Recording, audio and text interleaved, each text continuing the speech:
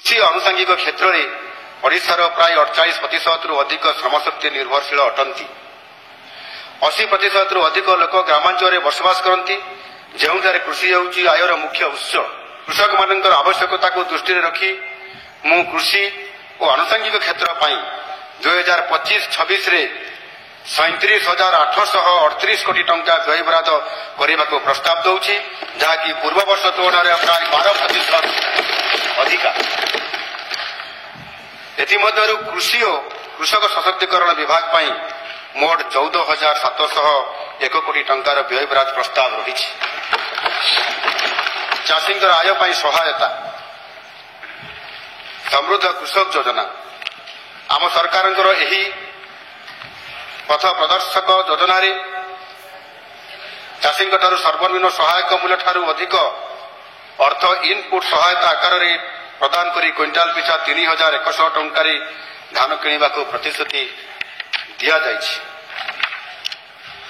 ଚଳିତ ଖରିଫ ବିପଣନ ଋତୁ ପାଇଁ ରାଜ୍ୟ ସରକାର ଏହି ଯୋଜନା କାର୍ଯ୍ୟକାରୀ କରି ସାରିଛନ୍ତି ଏବଂ 2025 ଫେବୃଆରୀ 15 ତାରିଖ ସୁଦ୍ଧା 4,500 କୋଟିରୁ ଅଧିକ ଟଙ୍କା ପ୍ରଦାନ କରାଯାଇଛି। ଏହି ଯୋଜନାରେ ପ୍ରାୟ 13 ଲକ୍ଷ ଚାଷୀ ଉପକୃତ ହୋଇସାରିଛନ୍ତି। ଏହି ଯୋଜନାରେ ମୋଟ 5,000 କୋଟି ଟଙ୍କାରୁ 6,000 କୋଟି ଟଙ୍କାକୁ ବୃଦ୍ଧିର ପ୍ରସ୍ତାବ ରଖୁଛି। କେନ୍ଦ୍ର ସରକାରଙ୍କର ପ୍ରତ୍ୟକ୍ଷ ଲାଭ ହସ୍ତାନ୍ତର ଯୋଜନା ପିଏମ୍ କିଷାନକୁ ରାଜ୍ୟ ଯୋଜନା ସିଏମ୍ କିଷାନ ସହିତ ମିଶ୍ରଣ କୃଷକମାନଙ୍କର ଆୟ ବୃଦ୍ଧି କରିବାରେ ଏକ ଗୁଣାତ୍ମକ ପ୍ରଭାବ ପକାଇଛି ଏବଂ ସେମାନଙ୍କୁ କୃଷି ଏବଂ ଆନୁଷଙ୍ଗିକ କାର୍ଯ୍ୟକଳାପ ତଥା ଘରୋଇ ଆବଶ୍ୟକତା ସହିତ ଜଡ଼ିତ ଖର୍ଚ୍ଚ ବହନ କରିବାରେ ସକ୍ଷମ କରିବ। ଏହା ସେମାନଙ୍କୁ ଏଭଳି ଖର୍ଚ୍ଚ ମେଣ୍ଟାଇବା ପାଇଁ ସାହୁକାରଙ୍କ କବଳରେ ପଡ଼ିବାରୁ ରକ୍ଷା କରିଛି ଏବଂ ଚାଷ କାର୍ଯ୍ୟରେ ସେମାନଙ୍କର ନିୟୋଜିତ ରହିବା ସୁନିଶ୍ଚିତ କରିଛି। ପିଏମ୍ କିଷାନ କାର୍ଯ୍ୟକ୍ରମ ଅଧୀନରେ ସମସ୍ତ ଯୋଗ୍ୟ ବାଦ ପଡ଼ିଥିବା ଚାଷୀଙ୍କୁ ସାମିଲ କରିବା ପାଇଁ 2 ମାସିଆ ସ୍ୱତନ୍ତ୍ର ଅଭିଯାନ ଆରମ୍ଭ ହୋଇଥିଲା। କୃଷକମାନଙ୍କୁ ସଠିକ୍ ସମୟରେ ଆର୍ଥିକ ସହାୟତା ଏବଂ ଇନପୁଟ୍ ସହାୟତା ପାଇଁ ସିଏମ୍ କିଷାନ ଅଧୀନରେ 2025-26 ଆର୍ଥିକ ବର୍ଷ ପାଇଁ 2,020 କୋଟି ଟଙ୍କାର ପ୍ରସ୍ତାବ ରହିଛି। ସ୍ୱଳ୍ପ ଶସ୍ୟ ଉତ୍ପାଦକତା, ମଧ୍ୟମ ଫସଲ ସଘନତା ଏବଂ ହାରାହାରି ଋଣ ମାନଦଣ୍ଡଠାରୁ କମ୍ ଥିବା ଦେଶର 100ଟି ଜିଲ୍ଲା ପାଇଁ ପିଏମ୍ ଧନଧାନ୍ୟ କୃଷି ଯୋଜନା ପ୍ରଣୟନ କରିଥିବାରୁ ମୁଁ ମାନ୍ୟବର ପ୍ରଧାନମନ୍ତ୍ରୀଙ୍କୁ ନିଜର କୃତଜ୍ଞତା ଜଣାଇବାକୁ ଚାହେଁ। ଏହି ଯୋଜନାରେ ଆମ ରାଜ୍ୟର ଅନେକ ଜିଲ୍ଲା ଉପକୃତ ହେବାର ସମ୍ଭାବନା ରହିଛି।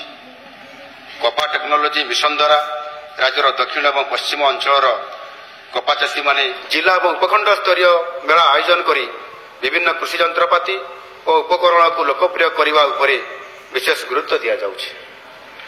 ଏଥିପାଇଁ କୃଷି ଯାନ୍ତ୍ରିକରଣ ଓ କୃଷି ଉଦ୍ୟୋଗ ଯୋଜନାରେ 425 କୋଟି ଟଙ୍କାର ପ୍ରସ୍ତାବ ରଖୁଛୁ।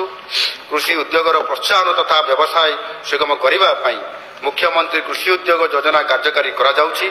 ଏହି ଯୋଜନା ପାଇଁ 264 କୋଟି ଟଙ୍କା ବ୍ୟୟବରାଦ କରାଯାଇଛି।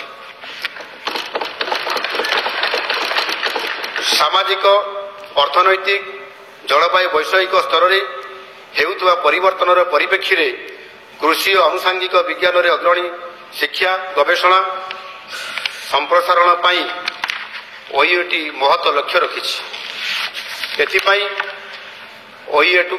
ଓଇଏଟିକୁ 511 କୋଟି ଟଙ୍କା ପ୍ରଦାନ କରାଯିବାର ପ୍ରସ୍ତାବ ମଧ୍ୟ ରଖାଯାଇଛି।